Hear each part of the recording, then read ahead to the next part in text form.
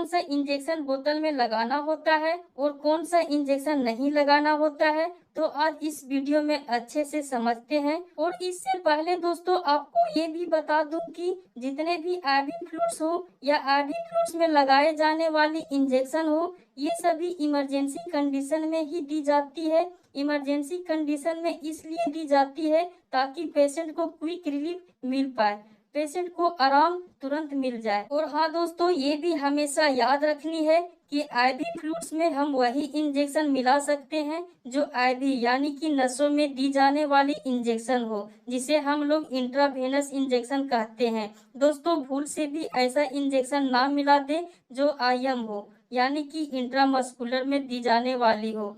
हमेशा याद रखिएगा, अगर आईएम इंजेक्शन बोतल में मिलाकर पेशेंट को लगा दिए तो पेशेंट को जान भी जा सकती है, इसलिए ये बात आप ध्यान में रखिएगा। आईवी बोतल में सिर्फ आईवी इंजेक्शन ही मिलाया जाता है। नॉर्मली जो आईवी फ्लूइड्स यूज होती है वो है एनएस, डीएनएस, आरएल, डी5, डी25, ये सब कॉमन यूज होने वाली आईवी फ्लूइड्स है। अगर आप इस फ्लूइड का उपयोग नहीं जानते हैं तो आप मेरे चैनल पर जा करके इसकी वीडियो देख सकते हैं, जिसमें सभी आईवी फ्लूइड्स का यूज बताए हैं। नहीं तो इस वीडियो के डिस्क्रिप्शन में इस वीडियो का लिंक डाल दूंगा। तो चलिए अब जानते हैं इसमें कौन कौन सा इंजेक्शन कब मिलाया जाता है। तो सबसे पहले जो इंजेक्शन आईवी बोतल में डाली जाती है वो है पेन किलर की, यानी कि दर्द की।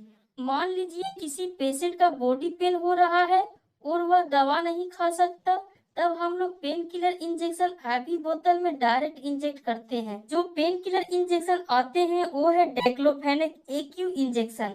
डाइक्लोफेनेक इंजेक्शन नॉर्मली आईएम यानी कि दोस्तों इंट्रामस्कुलर दिया जाता है, लेकिन दोस्तों एक्यू इंजेक्शन के बारे में बात करें तो ये इंजेक्शन आईवी ड्रिप के लिए ही स्पेशली बनाया जाता है, जिससे आईवी ड्रिप में इंजेक्ट कर दिया जाता है। और यह तभी दिया जाता है जब पेशेंट दवा खाने की हालत में ना हो। इसके अलावा दोस्तों ट्रामाडोल का जो आईवी इंजेक्शन आती है वो हम आईवी फ्लूइड्स में लगा सकते हैं।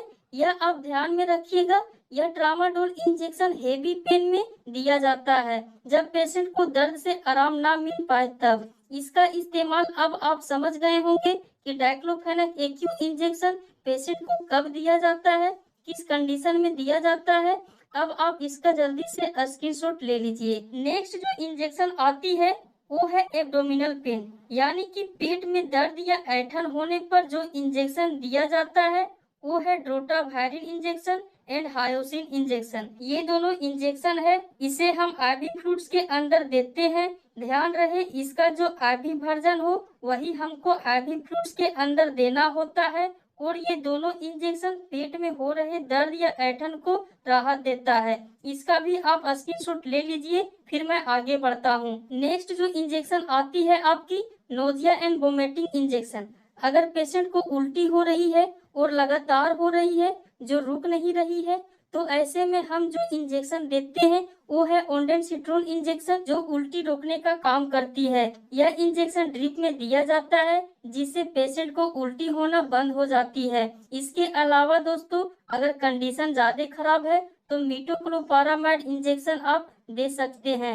ये भी नोजिया एंड वोमिटिंग को रोकने का काम करता है। इसका भी आप स्क्रीनशॉट ले लीजिए। नेक्स्ट जो इंजेक्शन आती है जिसे हम लोग आईवी ड्रिप में इंजेक्ट करते हैं वो है गैस्ट्रेटिक प्रॉब्लम की, यानी कि दोस्तों मरीज के पेट में गैस जैसी समस्या होने लगती है, एसिड का फॉर्मेशन बढ़ा देता है। ऐसे कंडीशन में मरीज को गैस्ट्रेटिक इंजेक्शन लगाई जाती है, जो पेंटापाराजोल नाम से आती है, जो इंजेक्शन गैस को भी ठीक करती है। और एक आती है रेनिटिरिन इंजेक्शन, ये भी गैस को और खासकर एसिड की मात्रा को कम करने का काम करती है। ये दोनों इंजेक्शन को भी जरूरत के अनुसार आईवी बोतल में लगाया जाता है, जो काफी अच्छा वर्क करती है गैस जैसी समस्या को दूर करने में। अब इसका भी आप स्क्रीनशॉट ले लीजिए, फिर मैं आगे बढ़ता हूँ। नेक्स्ट जो कंडीशन आती है वो है डाययूरेटिक्स की। डाययूरेटिक्स ऐसी मेडिसिन होती है दोस्तों जो यूरिन आउटपुट को बढ़ा देती है, यानी कि पेशाब की मात्रा बढ़ा देती है, जिससे कि पेशाब बार बार होती है और उसके बॉडी से एक्स्ट्रा फ्लूइड को बाहर निकाल देती है। यह डाययूरेटिक्स मेडिसिन, डाययूरेटिक्स सबसे फेमस और ज्यादातर यूज होने वाली मेडिसिन है वो है फ्रूसामाइड होता है, और इसका जो आईवी वर्जन होता है वही आप आप ड्रिप में मिक्स कर सकते हैं। इस फ्रूसामाइड इंजेक्शन का यूज दोस्तों हाइपरटेंशन में करते हैं, यानी कि बीपी ब्लड प्रेशर ज्यादा बढ़ गया है उसको नॉर्मल करने के लिए इस लेसिक्स इंजेक्शन का यूज किया जाता है। और इडेमा को कम करने के लिए भी किया जाता है, यानी कि बॉडी में स्वेलिंग आने पर इस फ्रूसामाइड मेडिसिन का यूज करते हैं। अब आप इसका भी जल्दी से स्क्रीनशॉट ले लीजिए, फिर मैं आगे बढ़ता हूँ। नेक्स्ट जो इंजेक्शन आती है उसका यूज रिस्पिरेटरी प्रॉब्लम में करते हैं, यानी कि पेशेंट को अगर सांस लेने में दिक्कत हो रही है, सांस फूल रही है, तो उस कंडीशन में जो इम्पोर्टेंट इंजेक्शन यूज में लाई जाती है वो है डायरिफाइलिन इंजेक्शन, या इसका ब्रांड नेम है जो मार्केट में डायरिफाइलिन के नाम से मिल जाती है। इसका कंपोजिशन वो है इटोफाइलिन और थियोफाइलिन। ये दोनों ड्रग मिलकर काफी अच्छा काम करती है रिस्पिरेटरी जैसी प्रॉब्लम को दूर करने में।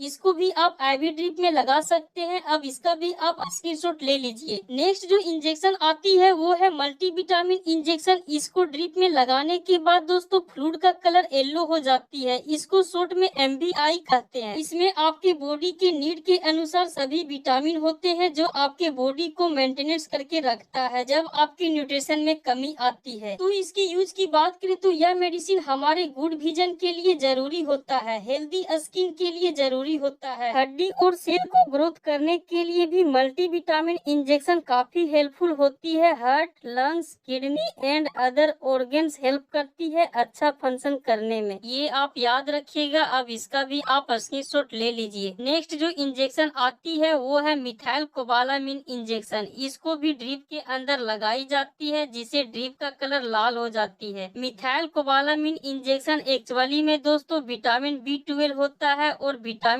B12 हमारे बॉडी में काफी इम्पोर्टेंट रोल निभाती है, जैसे रेड ब्लड सेल RBC को बनाने में, आयरन को एब्जॉर्ब करने में, यहाँ तक कि हमारे बॉडी को फैट के सहायता से हमें एनर्जी प्रोवाइड करती है। यह विटामिन B12 इंजेक्शन और भी इम्पोर्टेंट रोल निभाती है। इस मिथाइल कोबालामिन इंजेक्शन का अब आप इतना भी समझ में आ गया होगा। अब आप इसका भी स्क्रीनशॉट ले लीजिए।